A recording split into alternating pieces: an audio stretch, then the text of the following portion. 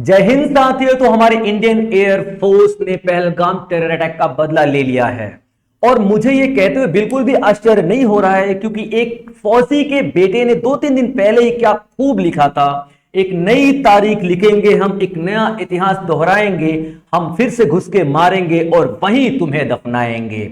71-65 को और तुम भूल गए हो कारगिल को, सोते पे है वार किया अब क्या कहे तुम बुज़दिल को। मासूमों का खून बहाकर तुम बड़ा इतराते हो, 26/11 की हरकत को तुम जिहाद बताते हो। लगता है तुम भूल गए, हम फिर से याद दिलाएंगे, हम फिर से घुस के मारेंगे और वहीं तुम्हें दफनाएंगे। बहुत हो चुकी लुक्का छुपी तेरी हिंदुस्तान से, दुनिया के नक्शे में बैठा है तू बड़े ही शान से। अब दुनिया के नक्शे से ही अब तेरा नाम मिटाएंगे, हम फिर से घुस के मारेंगे और वहीं तुम्हें दफनाएंगे। अब रावलपिंडी के सीने पे करनी चोट करारी है, चुप हो जा अब मेरी मां रोने की उनकी बारी है। तो दोस्तों, आज पाकिस्तान रो रहा है और कविता को सच कर दिखाया है हमारी इंडियन एयर फोर्स ने। और क्यों किया है, इसके लिए हम थोड़ा पीछे की साइड चलते हैं, देखते हैं आखिर कहानी क्या है, बात यहां तक क्यों पहुंची, क्यों पाकिस्तान के ऊपर सर्जिकल स्ट्राइक 3 किया गया है। तो दोस्तों, बात है 22 अप्रैल 2024 की, जब पहलगांव में कुछ हमारे इंडियन टूरिस्ट घूमने के लिए जाते हैं। आपको पता ही है, कश्मीर बेहद खूबसूरत जगह है, बेहद खूबसूरत जगह, हर तरफ हरियाली हरियाली, फूल रंग बिरंगे हर जगह। जब भी हम लोग खूबसूरती का एग्जांपल देते हैं तो कश्मीर का एग्जांपल जरूर देते हैं। तो उन्हीं खूबसूरत वादियों का लुत्फ उठाने के लिए कुछ भारतीय टूरिस्ट वहां पे घूमने जाते हैं, कुछ क्या बहुत संख्या में जाते हैं। लेकिन वहां पे कुछ आतंकी हाथों में बंदूक लिए हुए उनके सामने आ जाते हैं और उन पर लगातार गोलियां बरसाने लगते हैं। गोलियां बरसाने से पहले वो लोगों को बताते हैं कि जो हिंदू हैं एक तरफ हो जाए, जो मुस्लिम है एक तरफ हो जाए। उसके बावजूद भी हिंदू और मुस्लिमों को पहचानने के लिए उनसे यह कहा जाता है कि चलो कलमा पढ़ो, यानी कि जिसने कलमा पढ़ लिया वो मुस्लिम है और जिसने कलमा नहीं पढ़ा वो हिंदू है। अब यहां पर इस तरीके से दोनों को पहचाना गया और कई जगह पे कई लोगों को तो उनकी पैंट तक उतरवाई गई, ये देखने के लिए कि वो हिंदू है या मुस्लिम है। इतनी शर्मनाक हरकत के बाद जो भी हिंदू लोग थे उन्होंने गोलियों से भून दिया। टोटल 26 लोगों की मृत्यु हो गई और यहां पे उनकी जो पत्नियां थी उनको छोड़ दिया गया। पत्नियों ने यह भी कहा कि हमारे पति को आप लोगों ने मार दिया है, हमें भी मार दीजिए, हम भी उनके साथ मर जाना चाहते हैं। लेकिन यहां पर उन आतंकवादियों ने कहा कि जाओ और अपने मोदी को बता देना कि हमने इस कारनामे को अंजाम दिया है। उससे पहले उन्होंने यह पूछा है कि कौन कौन हिंदू है, मैं आपको पहले ही बता चुका हूं। सवाल यह आता है कि हिंदू कौन कौन है, ये पूछने के पीछे मकसद क्या है, क्योंकि उन आतंकवादियों को अच्छी तरह से पता है कि भारत में 1906 में जब से मुस्लिम लीग का गठन हुआ है तब से लेकर आज तक हिंदू मुस्लिम के बीच में टेंशन बढ़ी रही है, टेंशन लगातार चलती रहती है। तो उनके लिए एक अहम मौका था, एक सही समय था इसका फायदा उठाने का। अदरवाइज आप सोच के देखिए, टेररिस्ट के पास इतना समय कहां से है कि पहले हिंदू मुस्लिम को आइडेंटिफाई करो, कलमे पढ़वाओ, उनकी पैंट उतारो, उसके बाद उनको मारो। नहीं, ये तो बस 2 से 3 मिनट का खेल होता है। लेकिन वहां पे टेररिस्ट ने ये सब कुछ किया। उनका मुद्दा यहां पे उन टूरिस्ट को मारना नहीं था, उनका मुद्दा सिर्फ ये देना मैसेज इंडिया के लोगों को कि देखो हम मुस्लिमों के साथ हैं, यानी इंडियन मुस्लिम्स को यह मैसेज देना कि हम आप लोगों के साथ हैं, बेशक हिंदुओं से खिलाफ हैं। लेकिन शायद वो ये भूल गए हैं कि इस देश में अपने देश के लिए जान देने वाले चंद्रशेखर आजाद थे तो वहीं अशफाक उल्लाह खान भी थे, अटल बिहारी वाजपेयी जैसे नेता थे तो वहीं पे अब्दुल कलाम जैसे नेता भी इसी देश के हैं, जिन्होंने अपने देश के लिए आन बान शान सब कुछ लुटा कर रख दिया। वहीं पे उन टूरिस्टों में से बहुत सारे टूरिस्ट वहां से भाग के निकले और उनकी मदद की थी किसने, वहां के कश्मीरी मुसलमानों ने।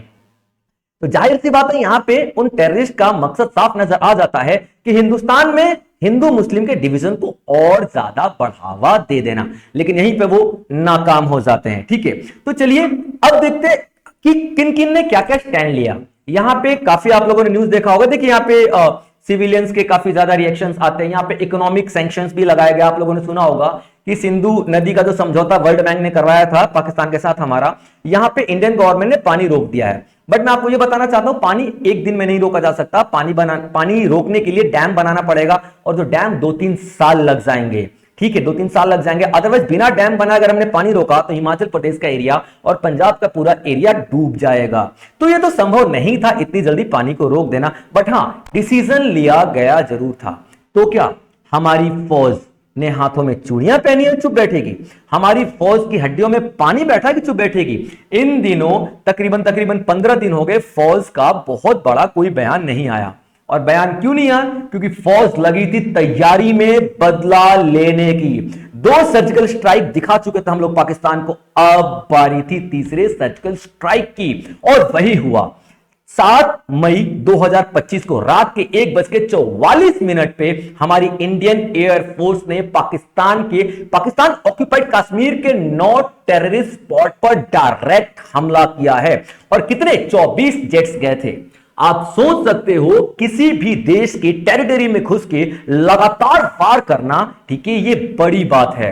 और ये कौन कर सकता है? हमारी भारतीय वायुसेना ही कर सकती थी। और एक बात का यहां पे खासा ध्यान रखा गया है कि 19 स्पॉट पे वार किए गए हैं, 19 स्पॉट पे मिसाइलें दागी गई हैं जो टेररिस्ट स्पॉट थे, यानी कि सिविलियंस को यहां पे ध्यान में रखा गया है, सिविलियंस के सारे एरिया को ध्यान में रखा गया है। भारत ने बकायदा ध्यान रखा है कि किसी भी सिविलियन का या पाकिस्तान की जनता का नुकसान ना हो। सिर्फ और सिर्फ हम लोग कहां पे वार करेंगे? टेररिस्ट स्पॉट पे, जहां पे टेरर को जन्म दिया जाता है, जहां पे टेररिस्ट को ट्रेनिंग दी जाती है। ये सारी की सारी चीजें आप लोगों को देखने के लिए मिलेंगी। और देखिए इस ऑपरेशन का जो नाम है, ऑपरेशन सिंदूर के नाम से यहां पे हम लोग जानते हैं। कौन सा ऑपरेशन है भाई साहब? ऑपरेशन सिंदूर की हम यहां पे बात करेंगे, ठीक है। चलिए, और इस ऑपरेशन सिंदूर में कितने जगह को टारगेट किया गया है? तो 9 जगहों को टारगेट किया गया है। 9 ऐसे टेरर स्पॉट है जिनको टारगेट किया गया है, और ये पाकिस्तान ऑक्युपाइड कश्मीर में आपको देखने के लिए मिलेगा, जिनमें आप लोग यहां पे देख सकते हो। जो इंपॉर्टेंट बता दो, मुजफ्फराबाद हो गया यहां पे, ठीक है, भिवलपुर हो गए यहाँ पे, ठीक है, चकमरू हो गए यहाँ पे, आज देखते हैं यहाँ पे ये सियालकोट हो गए यहाँ पे, ये सारी सारी कोटली हो गई यहाँ पे। इस तरीके के 9 ऐसे सेंटर्स हैं जिन पे यहाँ पे बमबारी की गई है टेररिस्ट स्पॉट को खत्म करने के लिए। क्लियर बच्चे यहाँ पे? चलिए, अच्छा अब देखते हैं यहाँ पे एक और आप लोगों को नाम यहाँ पे देखने के लिए मिलेगा भाई साहब, ठीक है। वो नाम आप लोगों को इसमें नहीं दिया हुआ है, बट मैं आपको बताया था, मुरिदके। मैं लिख देता हूं मुरिदके, ठीक है, मुरिदके, ठीक है। ये मुरिदके वो जगह है जहां पे सबसे ज्यादा टेररिज्म को बढ़ावा दिया जाता है, टेररिस्ट एक्टिविटीज को बढ़ावा दिया जाता है, ट्रेनिंग दी जाती है उन लोगों को। और ये मुरिदके का जो सेंटर था, हेडक्वार्टर है ना, ठीक है, लश्कर-ए-तैयबा का हेडक्वार्टर था, इसलिए इसको उड़ाना बेहद जरूरी था। और एक और बात आपको जानकर बड़ी हैरानी होगी कि इसको बनाने वाला कौन था? तो उसामा बिन लादेन था। उसामा बिन लादेन ने मुरिदके का जो सेंटर था, जो हेडक्वार्टर था इस वक्त पे, ठीक है, वो बनाया था लश्कर-ए-तैयबा का। तो डेफिनेटली सारे के सारे जो टेरर स्पॉट्स है उन्हीं को देख के यहां पे टारगेट किया गया है, ठीक है बच्चे। ये सारी की सारी चीजें आप लोग यहां पे ध्यान में रखेंगे और हम आगे बढ़ते रहते हैं, ठीक है। आप देख सकते हो लश्कर-ए-तैयबा, जैसे मोहम्मद, जैसे सारे के सारे, ठीक है, टेररिस्ट एक्टिविटीज को यहां पे खत्म करने की कोशिश की गई है। अब बात करते हैं यहां पे इस ऑपरेशन का नाम सिंदूर क्यों रखा गया है। इस ऑपरेशन का नाम सिंदूर इसलिए रखा गया है क्योंकि इस जो पहलगाम टेरर अटैक था, वहां पे पुरुषों को मारा गया है, यानी कि हमारी मां और बहनों की मांगें उजाड़ी गई हैं। तो ये एक बदला था उनके सिंदूर के उजड़ने का। आपको पता है हमारे भारत में सिंदूर यानी कि सुहाग का प्रतीक होता है, सिंदूर उजड़ जाना बहुत बड़ी बात होती है।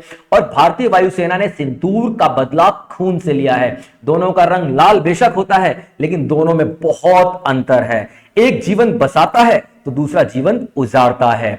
ये फर्क को आप लोग समझे बच्चे, ठीक है। चलिए, ऑपरेशन की डिटेल की बात मैं आपको पहले ही बता चुका हूं। ये ऑपरेशन रात के 1:40 के आसपास हुआ है, यानी कि भारतीय वायुसेना अंदर घुसती है पाकिस्तान की टेरिटरी में, पीओके में, और वहां पे अटैक कर रही है। और ये पूरा माजरा तकरीबन 25 मिनट का होता है, 25 मिनट पे यहां पे चलती है। जितने भी लेटेस्ट वेपन्स हमें राफेल हो गया, ठीक है, या फिर और भी बहुत सारे जिनका मेरे को नाम याद नहीं आ रहा है एग्जैक्टली यहां पे, ठीक है। तो ये सारे जितना हमने जापान से लिया था, रशिया से लिया था, ठीक है, MiG-27 वगैरह हो गए, सभी का यहां पे इस्तेमाल किया गया है। और पाकिस्तान को यह बताया गया है कि आगे पाकिस्तान कोई भी ऐसी हरकत करेगा तो जिम्मेदारी पाकिस्तान की होगी, भारत की नहीं होगी। कल से यानी कि 6 मई 2025 से हम लोग एक चीज देख रहे हैं कि भारत में 7 मई को मॉक ड्रिल होगी। मॉक ड्रिल होगी। मॉक ड्रिल का मतलब क्या होता है? युद्ध की परिस्थिति में आप लोगों को अपने आप को कैसे बचाना है, इस बात की तैयारी करनी है। एक अलार्म बजेगा, सायरन बजेगा और सारे के सारे नागरिकों को छुपना है, सेफ स्थान पर जाना है, एटीएम से कैश निकाल कर रखना है ताकि उनको कहीं, मतलब ये सारी सारी तैयारी पहले ही कर ली जाएगी। पर हमें क्या पता था कि इस तैयारी के पीछे ये सिंदूर सर्जिकल स्ट्राइक है, सिंदूर बदला है, सिंदूर एक हमला है सारे के सारे पाकिस्तानी आतंकवादियों के ऊपर कि भारत के ऊपर नजर उठाया तो आंखें निकाल ली जाएंगी। और ये चेतावनी है उन लोगों की तरफ। ये देखिए बच्चों, अब यहां पे देखिए एक और बात मैं आपको बता देना चाह रहा हूं, ठीक है, कि इंटरनेशनल लेवल पे, नेशनल लेवल पे बहुत सारी ऐसी प्रतिक्रियाएं आ रही हैं। यहां पे तो देखिए उन्होंने सोचा था कि भारत में हिंदू मुस्लिम का डिवीजन हो जाएगा, लेकिन यहां पे हिंदू मुस्लिम का डिवीजन होने के बजाय हिंदुस्तान एक हो चुका है। बिल्कुल, ये पहली बार ऐसा हुआ है कि किसी ऐसे इवेंट पे भारत की सारी राजनीतिक पार्टियां एक मंच पे आके खड़ी हो चुकी हैं और कहा जा रहा था कि हिंदुस्तान को पाकिस्तान से बदला लेना ही होगा। और आज नतीजा आप लोगों के सामने है, बदला ले लिया गया। इस मुद्दे पर क्या कांग्रेस, क्या बीजेपी, क्या समाजवादी पार्टी, क्या जेडीयू, कुछ भी नहीं, सब एक हिंदुस्तान बन चुके हैं। और यही हिंदुस्तान की मुट्ठी है जो एक है, और यही हम लोग मैसेज देने वाले हैं सारे के सारे आतंकवादियों को जो हिंदुस्तान की एकता को तोड़ना चाहते हैं। वो शायद ये भूल चुके हैं कि हम चंद्रशेखर आजाद को पूछते हैं और गांधी जी को भी पूछते हैं। उन्हें शायद ऐसा लगता होगा कि हिंदुस्तानी तो गांधी जी के पुजारी हैं जो दुश्मनों को भी फूल चढ़ाते हैं। बिल्कुल, हम दुश्मनों को भी फूल चढ़ाते हैं, लेकिन याद रखना भारतीय सेना दुश्मनों को फूल जरूर चढ़ाती है, लेकिन उनकी कब्र के ऊपर, उनके मरने के बाद, ना कि उनके सम्मान में। और ये साबित हो ही चुका है बच्चों, ठीक है। चलिए मैं आप लोगों को बताता हूं वो 9 सेंटर्स कौन कौन से आप देख सकते हो यहाँ पे, ठीक है। तो यहाँ पर देखो कि भवालपुर हो गया, ठीक है, मुरीद के हो गया जो मैंने आपको बताया, और मुरीद के सबसे इंपॉर्टेंट सेंटर में से एक है क्योंकि इसे बनाने वाला कौन? ओसामा बिन लादेन था और सबसे ज्यादा ट्रेनिंग यहीं पे दी जाती थी, ठीक है। यहाँ आप देख सकते फूलपुर देख सकते हैं, सवाई कैंप देख सकते हैं, बिलाल देख सकते हैं, कोटली देख सकते हैं, बरनाला देख सकते हैं, सरनाल, ये सरजाल देख सकते हैं और ममूमा कैंप दे सकते हैं जो कि 15 किलोमीटर के आसपास है, ठीक है। यहां पे आप देख सकते हैं कितने आतंकवादी, जो मेन फेमस आतंकवादी उनकी मौत हुई है, ठीक है। आप देख सकते हैं यहां पे 4 जो ऐसे आतंकवादी जो कि जैसे मोहम्मद से हैं, 3 लश्कर तैयबा से हैं और 2 हिजबुल मुजाहिदीन से आपको आतंकवादी देखने के लिए मिलेंगे। वैसे तो बहुत सारे ऐसे आतंकवादियों की डेथ हुई है, बहुत सारे ऐसे आतंकवादियों को मार गिराया है, लेकिन यहां पे जो मेन थे मैंने उनका नाम आप लोगों को यहां पे बता दिया है, ठीक है। अच्छा, एक और बात मैं आप लोगों को बताना चाहता हूं, ठीक है, याद रखिएगा कि जब ये प्लानिंग हो रही थी सर्जिकल स्ट्राइक की, ना देखिए प्लानिंग के बारे में किसी को भी नहीं पता था। डेफिनेटली अगर प्लानिंग बाहर चली जाती तो कहीं ना कहीं हम लोग फेल हो जाते, मे भी चांसेस थे। लेकिन यहाँ पे जो प्लानिंग बनाई जा रही थी ना, ठीक है, अब ये उजागर हो रहा है कि जितनी भी प्लानिंग बनाई जा रही थी उसमें आर्म्ड फोर्सेस के सारे चीफ थे और यहां पे कर्नल साफिया कुरैशी भी थे। अब आप लोग सोच के देखिए, पाकिस्तान के ऊपर अटैक करवाने वालों में एक मुस्लिम ऑफिसर भी थे, यानी कि मुस्लिम हिंदुस्तानी भी थे। क्या आपको नहीं लगता कि ये भारत की एकता का प्रतीक है? साफिया कुरैशी जी के नेतृत्व में सारा का सारा ये सर्जिकल स्ट्राइक किया गया है। तो यहां पे at the end of the day मैं यह मैसेज देना चाहता हूं पूरे के पूरे हिंदुस्तान वासियों को कि यहां पे बहुत सारे ऐसी पार्टियां आएंगी, बहुत सारे लोग आएंगे जो व्हाट्सएप यूनिवर्सिटी का सहारा लेंगे और हिंदू मुस्लिम में डिवीजन करने का फायदा उठाएंगे। लेकिन आप लोगों को यहां पे ध्यान रखना है कि कोई हिंदू, कोई मुस्लिम, कोई सिख, कोई ईसाई नहीं है। हम सब हिंदुस्तानी हैं, हम सब भाई भाई हैं और जो भी हमें तोड़ने की कोशिश करेगा उनका यही अंजाम होगा जो इस बार हुआ है। जय हिंद।